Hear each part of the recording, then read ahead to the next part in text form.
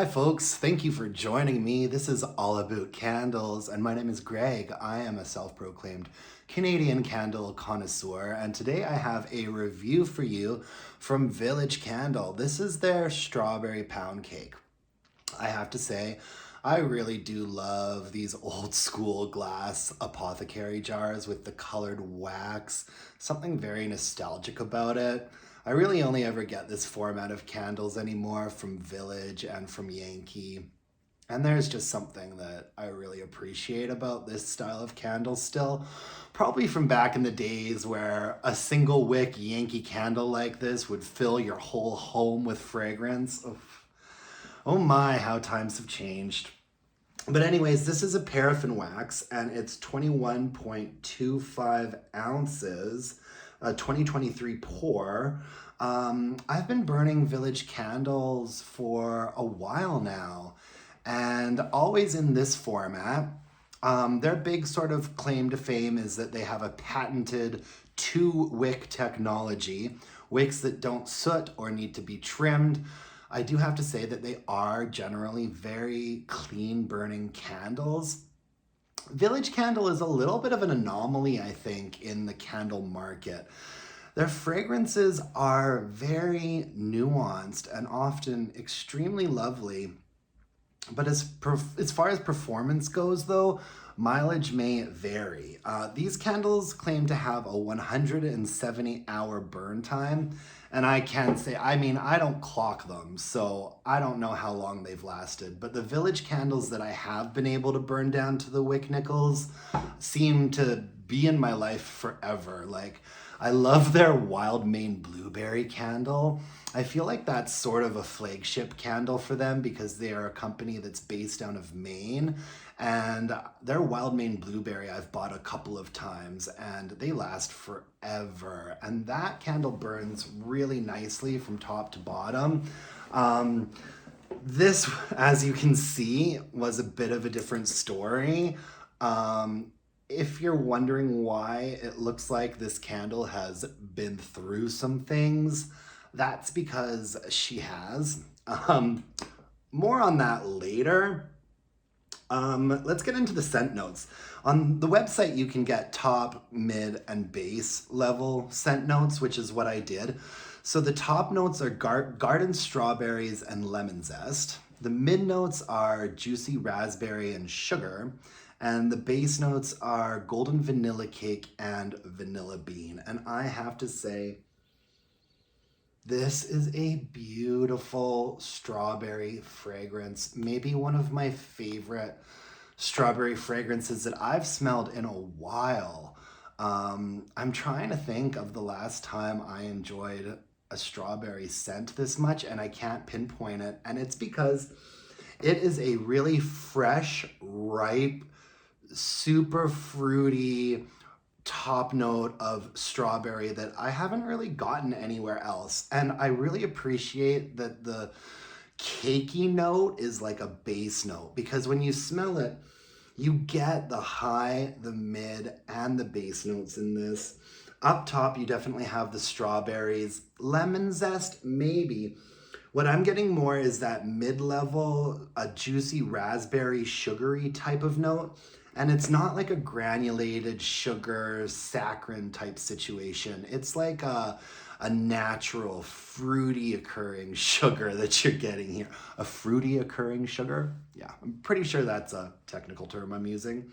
And I love that the base note is that cakey sort of vibe. It doesn't make it a gourmand candle. To me, this isn't gourmand. To me, this is fresh strawberries with a little bit of cake, just like what it looks like in the picture there.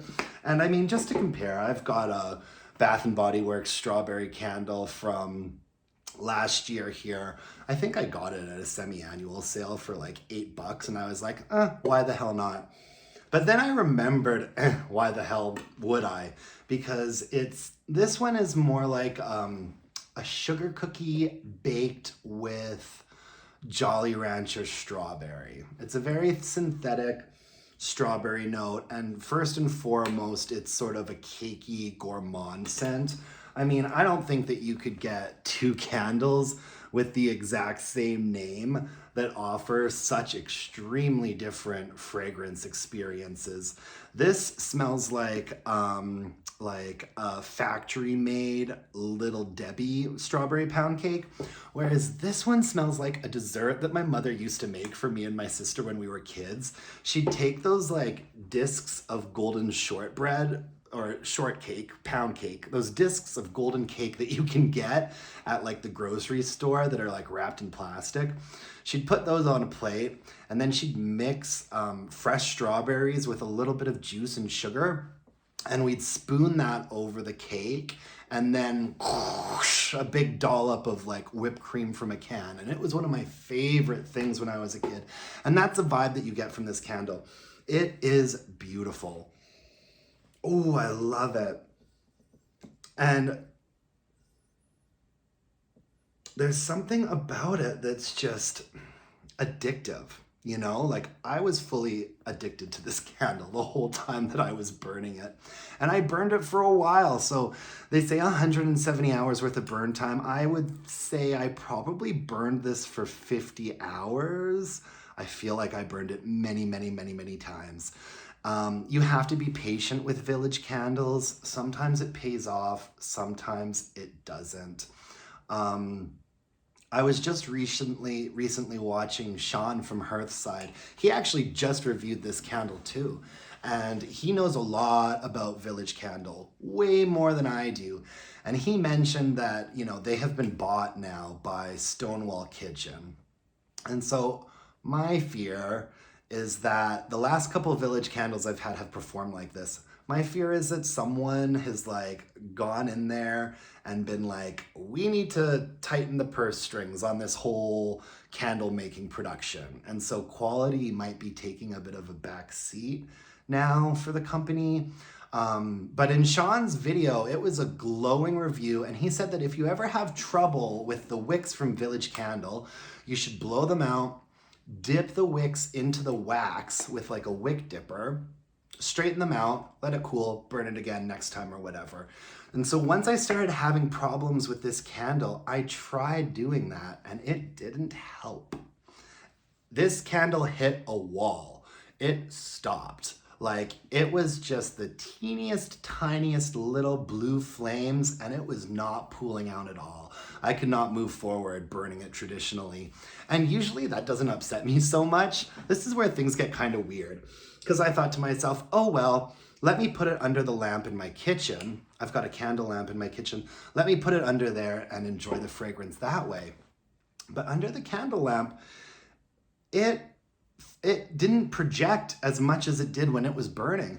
When the candle was burning at the height of its powers, I would say that the strength and the throw was about, it would range from like a 5.5 to a 6.5. I got lots of really good burns out of it where, you know, it would pool out reasonably quickly and start projecting and smelling fairly quickly. And it was lovely. It was lovely for a while. But then it hit a dead end, and I noticed in Sean's review, who I love and respect very much, but I noticed that in his review, he had only burned it to about here. So I would be interested to know in, you know, how often he finishes a Village candle and how far he's gotten with this one so far, because I couldn't go any further than this. Under the candle lamp, I had to be within like 2 or 3 feet of the lamp to be able to smell it, which is super weird. And so then I was like, I'm just gonna cook the out of it and put it in my candle crock in my bedroom. And so that's what I did. And the entire thing liquefied and got extremely hot, and it still was not enveloping my space the way that I was hoping it would.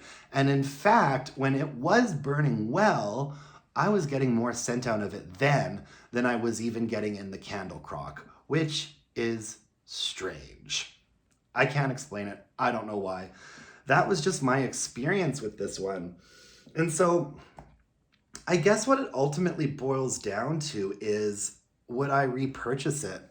I would absolutely repurchase this fragrance again in a different format. But I wouldn't buy this exact same pour again, because almost just on a matter of principle. Because listen, if you say that you have these amazing wicks that are going to burn for 170 hours, you need to be able to deliver more than just half of the candle.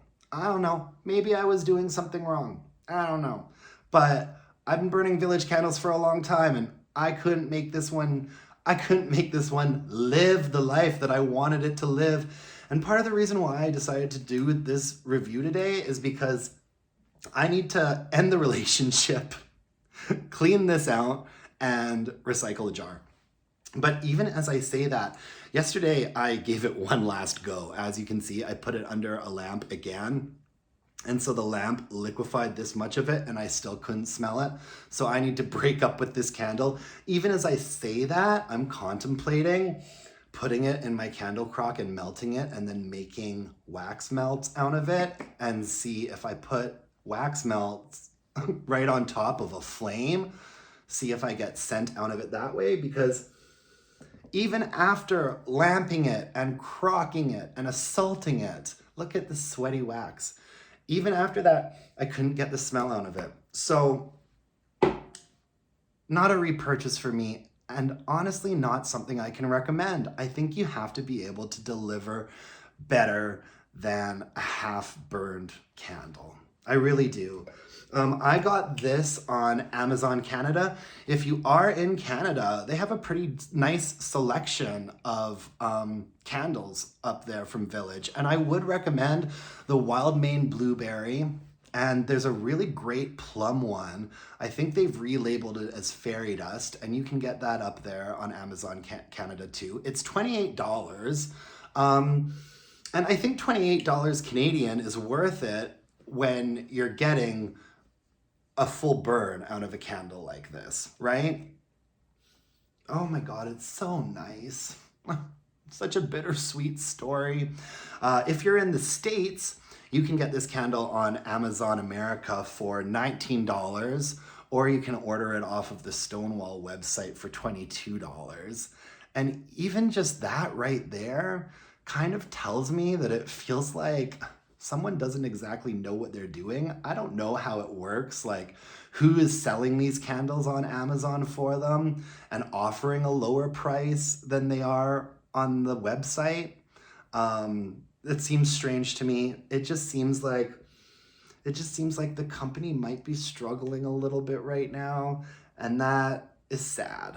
But I have actually ordered that plum candle. It's been repackaged as Fairy Dust. I have actually ordered that one, so I'm not giving up on Village Candle quite yet. But yeah, that's all I have to say about Strawberry Pound Cake from Village Candle. Thank you so much for joining me today at All Aboot Candles.